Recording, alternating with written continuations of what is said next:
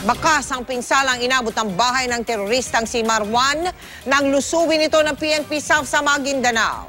Kung ano ang nangyari sa bakbakan sa paligid ng bahay na ito, dinetalye ng gobernador ng ARMM sa pagdinig ng Senado kanina. Nakatutok si Rafi Tima.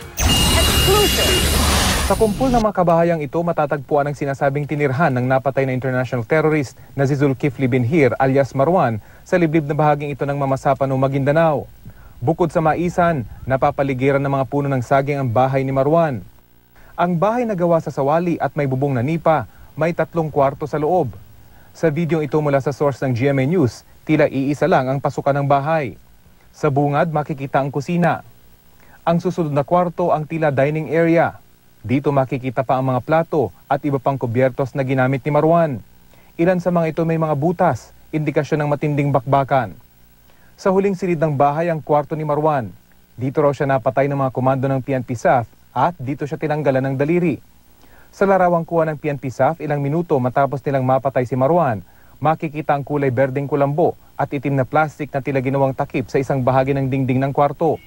Sa video, nakaligpit na ang kulambo sa itaas na bahagi ng kwarto. Ang itim na plastik nasa sahig na kahoy na ng bahay. Ayon sa source, ang mga bombang nakatanim sa labas ng bahay ni Marwan nakatago sa likod ng bahay kung saan ilang SAF komando ang dumaan. Sa mga larawang ito, makikita ang masukal na likurang bahagi ng bahay ng terorista kung saan nasabugan umano ang ilang sumugod na komando.